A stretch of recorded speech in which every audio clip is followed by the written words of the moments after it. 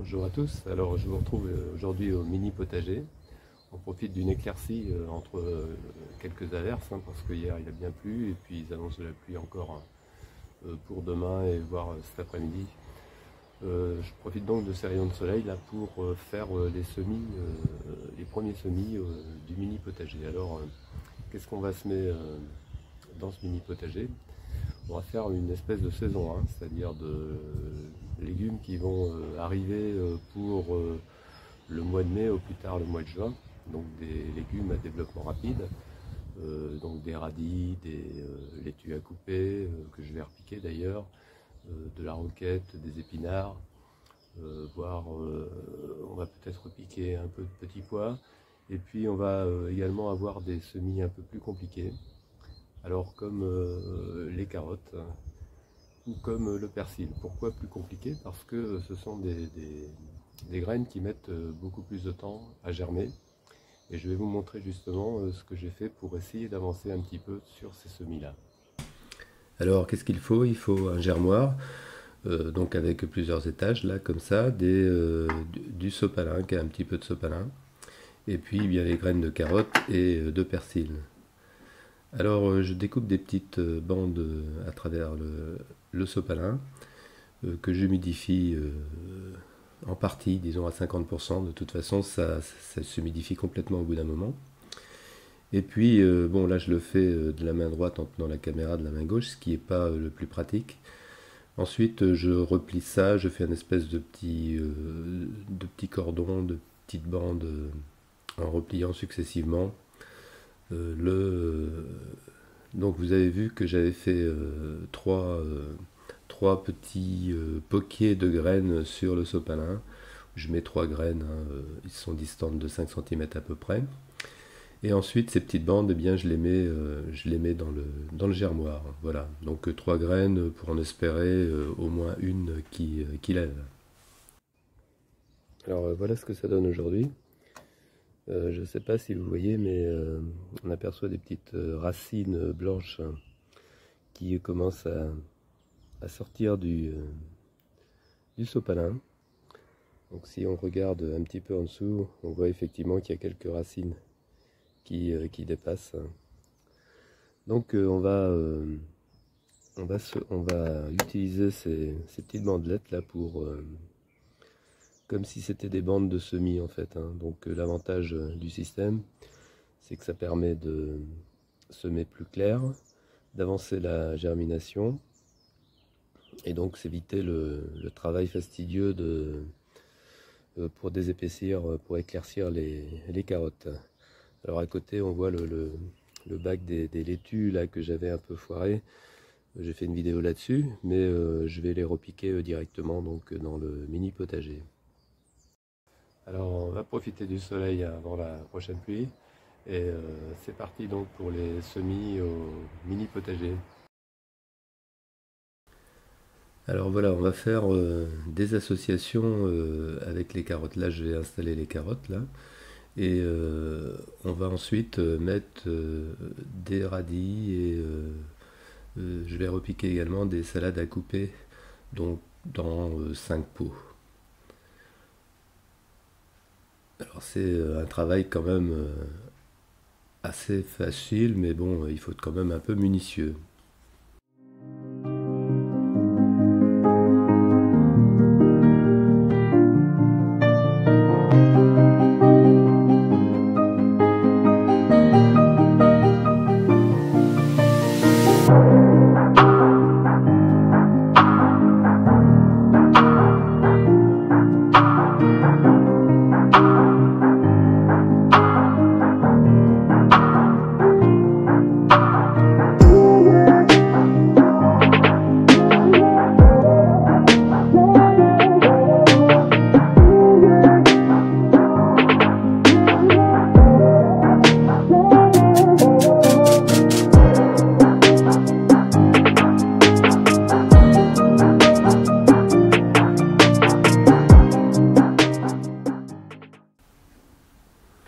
Alors voilà les carottes qui sont installées, et puis là je vais terminer par j'ai 5 petites bandelettes là de graines de persil que je vais installer dans un pot à part.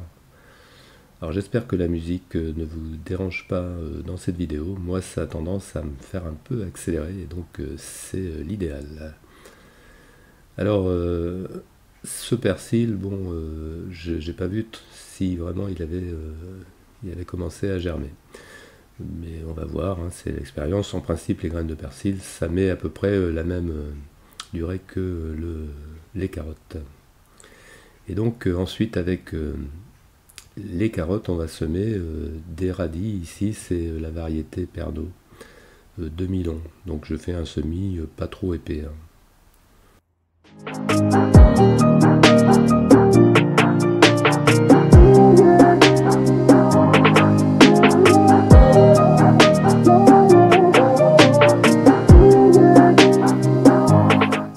Et maintenant des radis ronds, c'est la variété Gaudry. Et ceux-là, je vais les semer dans 2 pots.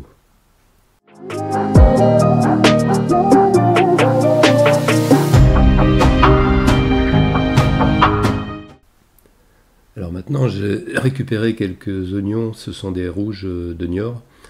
Il m'en restait quelques-uns des semis d'automne. Et je vais en planter un par pot.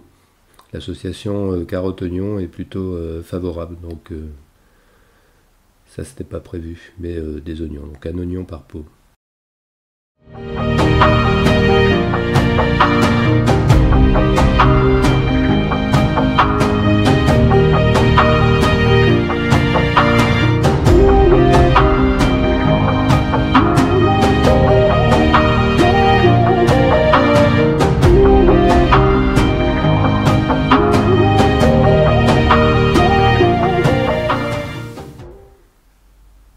Alors les petits bâtons là, ce sont des repères en fait pour les endroits où je vais repiquer mes laitues à couper. Parce qu'en fait je vais mettre maintenant je vais mettre du terreau pour recouvrir les bandelettes et puis les graines. Et eh bien ces repères vont me servir à pas repiquer mes laitues là où par exemple il y a des bandelettes et là ça mettrait la zone. Donc voilà, c'est parti pour recouvrir avec le terreau tamisé.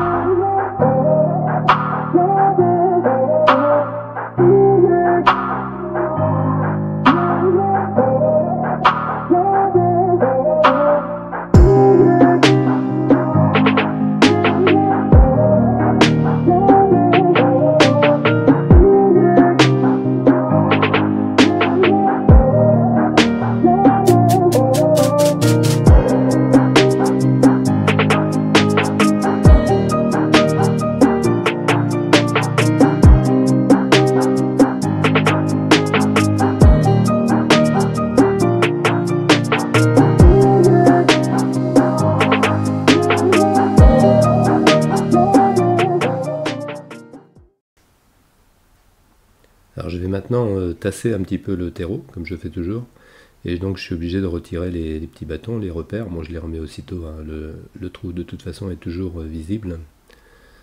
Alors il y a aussi le problème de l'oignon, mais bon, l'oignon on peut assez facilement l'écraser, c'est pas un problème, il va se redresser tout seul.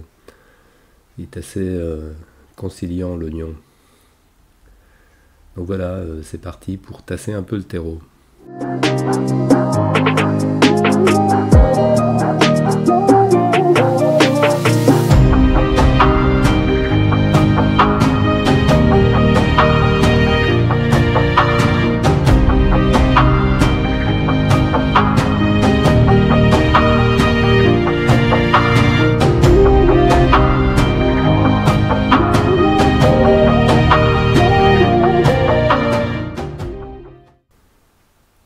Alors maintenant le repiquage des petites laitues, c'est peut-être l'opération technique la plus délicate hein, de la journée. Bon, c'est pas non plus très compliqué. Comme c'est un semis que j'ai un peu raté, les laitues ont eu tendance à filer. Et pour les repiquer, eh bien, je vais prendre un bâton assez long, hein, de façon à avoir un trou assez profond.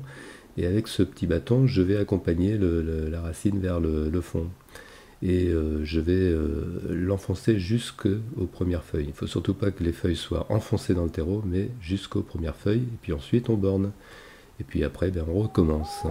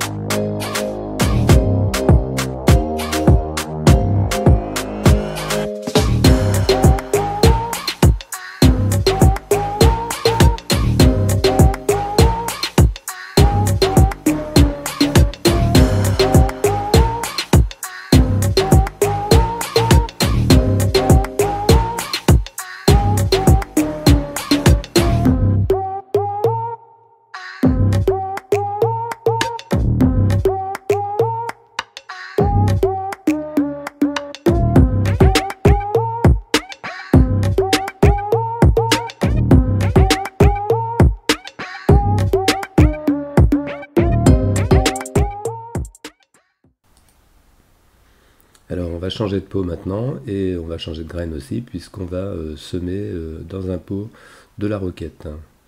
Donc là, un seul pot devrait suffire. Nous on est des amateurs de roquette, mais bon, un seul pot ça devrait être largement suffisant. Et puis dans le 4 pots, on va semer maintenant de l'épinard. De l'épinard, c'est la variété Matador. Et puis je sèmerai également des radis avec.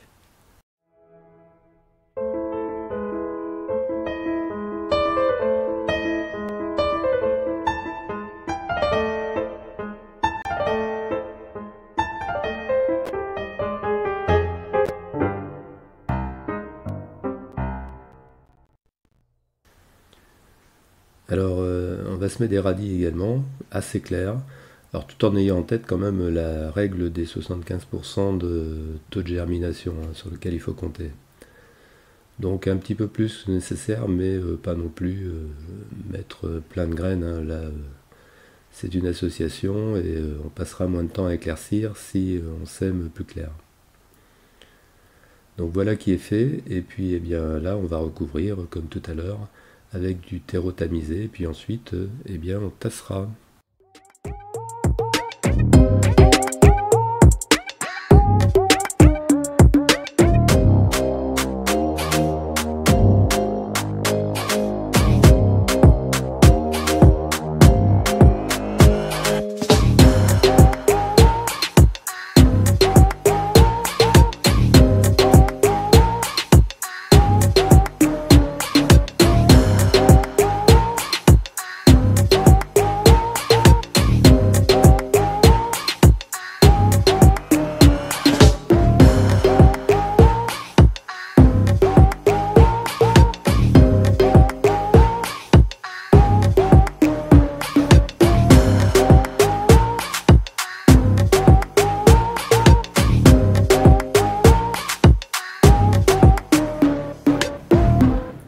Alors maintenant, je vais pulvériser un peu d'eau sur les pots où j'ai des salades en fait. Parce que si j'arrose directement avec l'arrosoir, comme le terreau est sec, il y a des risques de chamboulement. Et donc je veux stabiliser un petit peu le terreau. C'est pour ça que je passe un peu de temps là, à pulvériser les 5 pots avec les salades. Et puis maintenant, eh bien, on prend l'arrosoir et puis on y va largement sur tous les pots.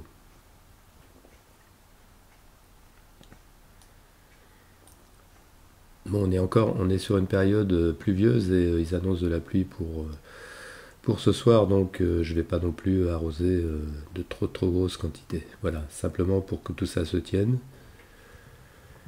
Et donc maintenant, eh bien, on voit notre mini potager avec les semis de printemps réalisés. Alors si j'étais perfectionniste, je pourrais mettre un petit voile de forçage sur les pots. Mais bon, je vais laisser dans les conditions actuelles. Les températures sont autour de 10 degrés, 10, des fois même ça monte jusqu'à 15. Est-ce qu'il y a des risques de ravageurs? Pas actuellement. Bon, on peut avoir un escargot qui s'aventure, mais c'est plutôt les oiseaux qui pourraient être qui pourrait être dangereux en prélevant certaines graines dans les pots. Alors dans les autres pots là, de notre jardin d'hiver, on va dire ceux qui avaient été installés avant, là j'ai de l'ail et puis de la mâche au pied d'un yuzu, d'un petit arbre, cette espèce de, un peu comme un citronnier, que je repique là. Et je vous montre ça simplement comment je fais. Un trou légèrement plus grand que le pot, de façon à ce qu'il aille bien dedans. Voilà, pas besoin de faire des trous immenses. Et puis voilà, on installe ensuite. Alors vous voyez que la motte elle vient bien avec l'ail et l'âche, dans la mesure où je l'ai bien arrosé précédemment, avant de le dépoter. Puis maintenant ben, je mets un petit mélange là, à base de compost et de fumier de cheval. Je vais en mettre autour de la motte. Il n'y a pas non plus besoin d'en mettre des quantités considérables.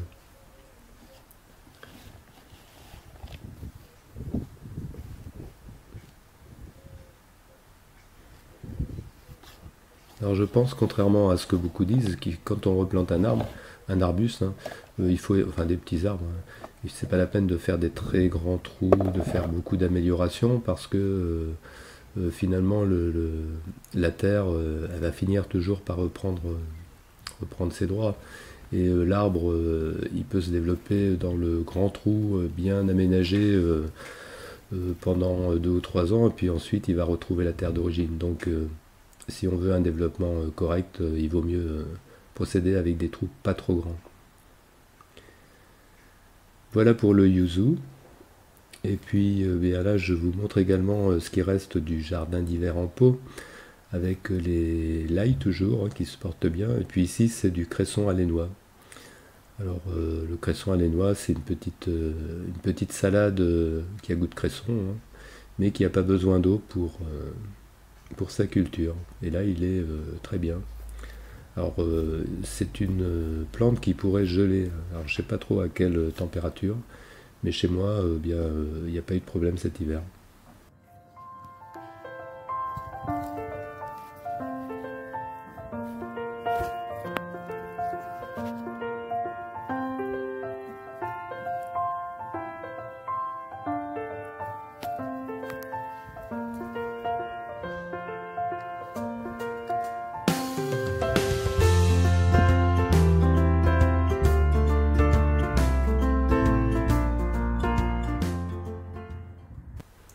Alors j'ai fini par poser un voile de protection sur les pots. Hier soir, on les annonçait des petites gelées ce matin, mais pas que pour cette raison. Alors on voit que le voile il est facile à poser, et avec les pots ça tient tout seul, donc c'est relativement simple.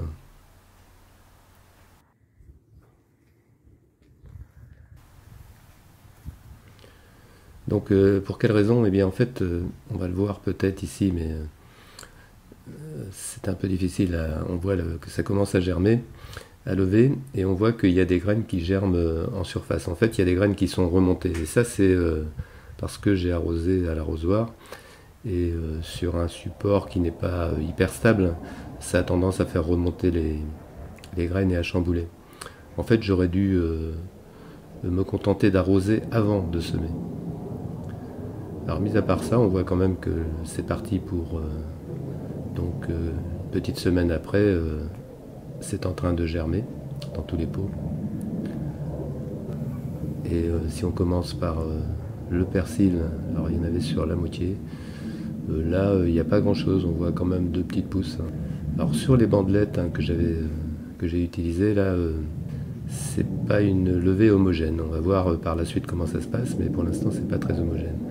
Bon, tout ce qui était épinards et radis, ça va. Ici, c'est la roquette qui est en train de lever. Là, j'ai dû semer même un peu trop épais. Et puis dans mes pots où j'ai fait les associations laitue, repiqué, oignon, et puis bandelettes de carottes et radis, on voit quelques carottes qui sont levées. Alors j'ai l'impression que c'est plutôt sur les bouts de bande. Donc là il faut attendre un peu pour avoir une idée précise de ce que vaut cette technique de pré-germination. Dans tous les pots, on a à peu près la même situation. Bon, pour les laitues, il n'y a pas vraiment de souci, ça reprend très bien. Et puis, pour les carottes, eh bien, on attendra un peu pour se faire une idée plus précise de savoir si les bandelettes c'est vraiment bien ou pas. Mais il y en a quand même qui sont levées.